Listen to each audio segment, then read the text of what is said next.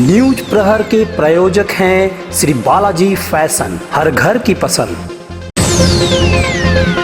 पांडेश्वर के एक गांव में अजीब घटना। अंतिम संस्कार के लिए शमशान ले जाई गई मृत महिला मिली जीवित, लोगों के होश उड़े।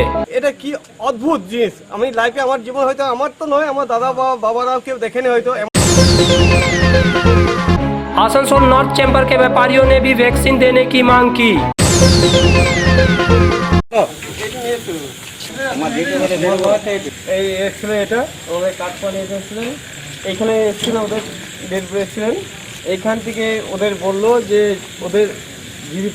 किसी को मृत समझकर अंतिम संस्कार की तैयारी करना, उसे जलाने के लिए शमशान घाट ले जाना, लेकिन वहां उस व्यक्ति के जी उठने की कहानी आपने सुनी होगी, अखबारों में भी पढ़ा होगा, टीवी पर देखा होगा, फिल्मों में भी ऐसी कहानी होती है। लेकिन पश्चिम बर्धमान जिले के पांडेश्वर में एक ऐसी ही घटना बृहस्पतिवार को हुई। इस दिन यहाँ के नमोपाड़ा में रात को 80 साल की पुष्पा आचार्य को मृत मानकर शमशान घाट जलाने के लिए ले जाया गया।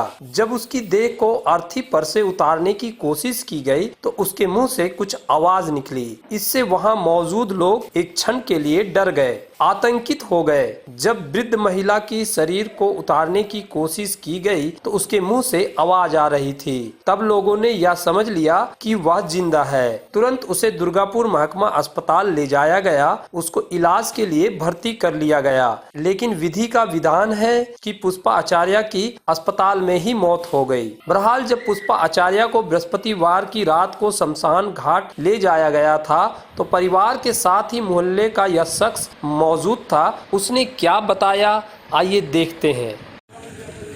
बिकेल बेलाয় একটা ভদ্র মহিলা মারা গেল, তাই আমাদেরকে ডাকলো পাড়া ছেলেরা, আমরা সবাই মিলে গেলাম, মাছ টাছ কাটলাম, শ্মশানে নিয়ে গেলাম, লাশ শ্মশানে নামালাম।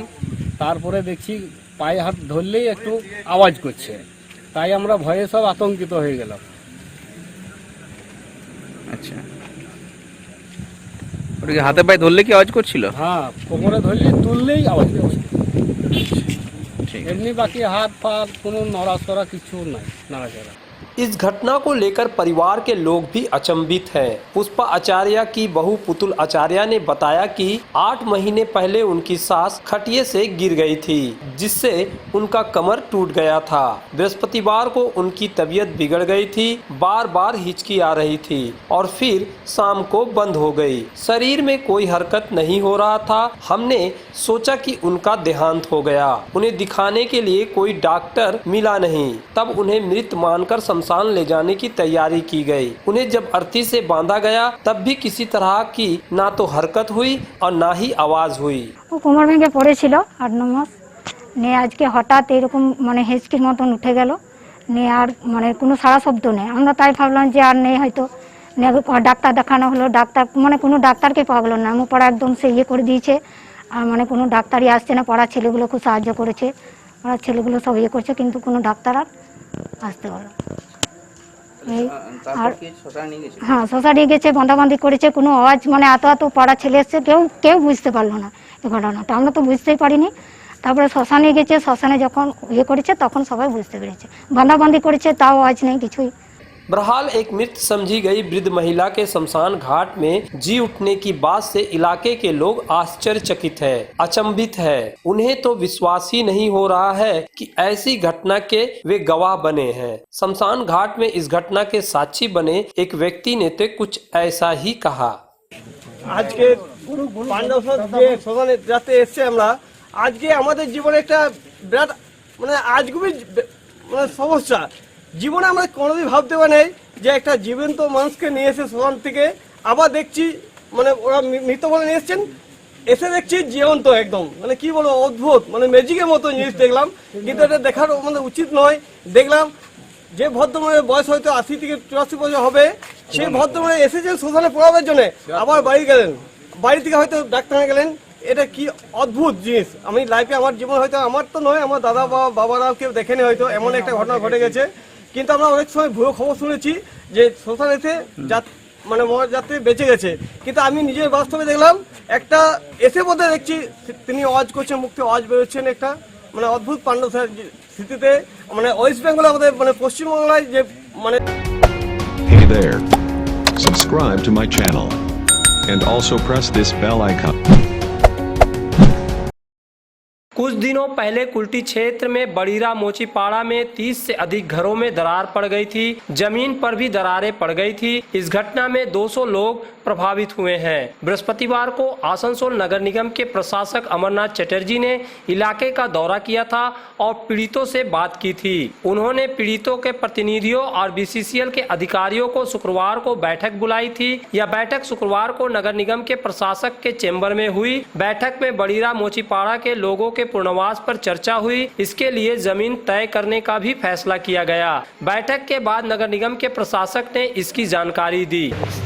জামাগুড়িয়ায় কলিয়ারি যেটা আছে বিসিসিএলে সেই এলাকাটা আমাদের কুর্তির আপনার অন্তর্গত পিএসএ এবং আসানসোল মিউনিসিপ্যাল কর্পোরেশনের অন্তর্গত।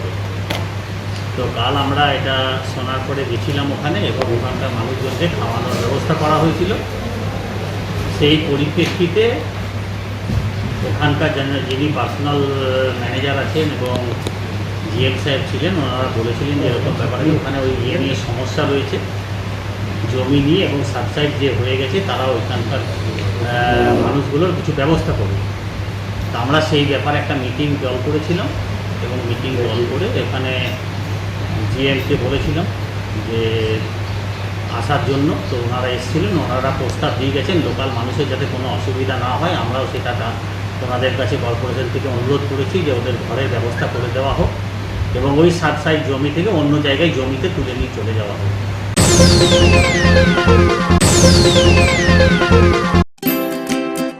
किसी भी घर की शान होती है उस घर में रखे फर्नीचर्स, और आपके सपनों के महल को आकर्षक फर्नीचर्स के साथ सजाना हो तो आप सीधे चले आए मॉडर्न फर्नीचर गोधली। जी हाँ, गोधली समीरन राय रोड स्थित मॉडर्न फर्नीचर आपको आकर्षक फर्नीचर के रेंज वाजिब दरों पर उपलब्ध कराते हैं। हमारे यहाँ ब्रांडेड नॉन ब्रांडेड फर्नीचर, सागवान वुडन आइटम जैसे bed, sofa set, dining table, centre table, wardrobe के अलावा स्टील अलमीरा, प्लास्टिक चेयर, सोफा के फुल रेंज सहित कई तरह के फर्नीचर बाजार से कम दरों पर इजी फाइनेंस के साथ पाए जाते हैं। तो घर को आकर्षक बनाना हो या शादी के लिए फर्नीचर लेना हो, सीधे चले आए मॉडर्न फर्नीचर, गोदली समीरन राय रोड, गुरुद्वारा के करीब, आसनसोल। विशेष जानकारी के लिए कॉल करें 8927603597।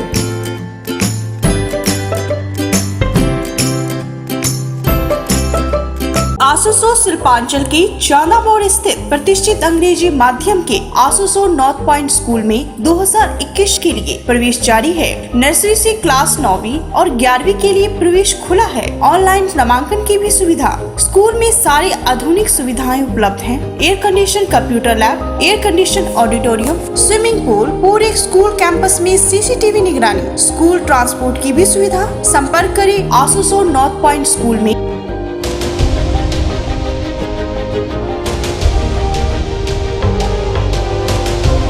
नए एक्सक्लूसिव ड्रेसों के साथ फुल्ली सैनिटाइज और सोशल डिस्टेंसिंग का पालन करते हुए श्री बालाजी फैशन आपका स्वागत करता है। वाजिब दरों पर फैंसी साड़ी सहित अन्य ड्रेसों की खरीदारी करें। आज ही आए बालाजी फैशन, हर घर की पसंद। GT road opposite Subhash institute, Asansol.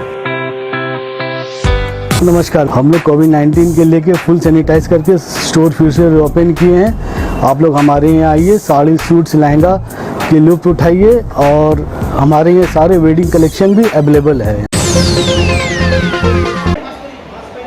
Asansol Shilpanchal के दूसरी जगहों पर व्यापारियों को मिल रही वैक्सीन को देखते हुए Asansol north chamber of commerce में भी मांग की है कि उसके इलाके के करीब 200 व्यापारियों और हॉकरों को वैक्सीन देने की व्यवस्था की जाए।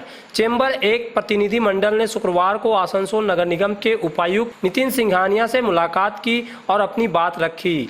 Asansol north chamber of commerce के सचिव मनोज कुमार भास्कर ने बताया कि आयुक्त उन्हें व्यापारियों की लिस्ट देने को कहा है। चैम्बर ऑफ कॉमर्स के जो व्यवसायी और डोनर साइड में जितने भी हॉकर्स हैं जो नित्य दिन जरूरत के सामानों को पब्लिक के बीच में मुहैया करा रहे हैं, तो यदि कोई भी व्यवसायी या हॉकर्स कोरोना पॉजिटिव होता है तो स्प्रेड करेगा और इससे बीमारी फैलने का डर बना हुआ था।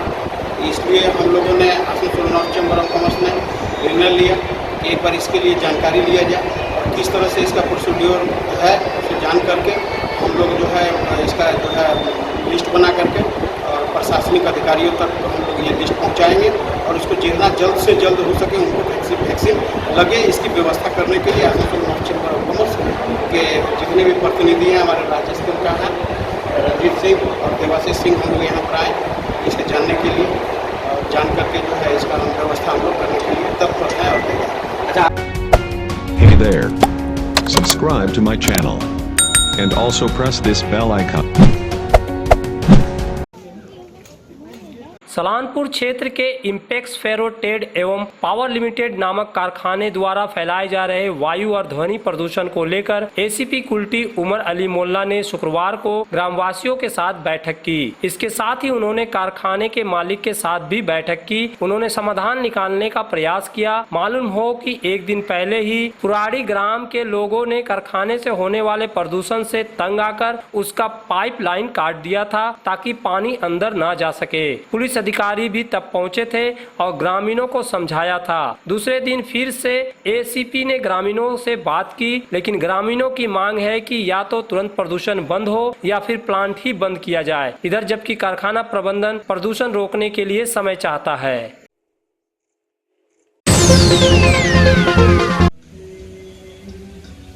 बानपुर समेत आसनसोल शिल्पांचल में रक्तदान अभियान के लिए परिचित परवीर धर ने अपने उद्देश्य के लिए बानपुर वॉलेंटियर ब्लड डोनेशन नाम से एक संस्था बनाई थी। शुक्रवार को इस संस्था के स्थापित हुए 38 साल हो गए। इस संस्था द्वारा प्रतिवर्ष अपने स्थापना दिवस पर बानपुर में रक्तदान शिविर लगाया जाता है। शुक्रवार को प्रांतिक क्लब प्रांगण में एक कार्यक्रम कर रक्तदान शिविर का उद्घाटन किया गया। लेकिन इस बार की खास बात थी कि राज्य के स्वास्थ्य विभाग द्वारा एक वोल्वो बस भेजा गया जिसमें रक्त देने के लिए 3 पोर्टेबल बेड लगे हैं। बस में रक्त संग्रह करने के सारे उपकरण मौजूद हैं। यहीं पर रक्तदाताओं ने रक्तदान किया। आसनसोल नगर निगम के प्रशासक अमरनाथ चटर्जी कार्यक्रम में मुख्य अतिथि के तौर पर मौजूद थे। उन्होंने रक्तदाताओं को सर्टिफिकेट भी प्रदान किया। बंगाल में आज 38 साल जो रक्तदान आंदोलन चल रहा है, वो रक्तदान आंदोलन में आज हमारे यहाँ 38 साल पूरा हो रहा। और पूरा होने के बाद हम लोग रक्त काली पूजा देकर रक्तदान आंदोलन को शुरू किया, जहाँ पुजारी जी मंत्र बोलते थे, हिंदू रक्तदाताए नमो, मुस्लिम रक्तदाताए नमो, सिख रक्तदाताए नमो, क्रिश्चियन रक्तदाताए नमो।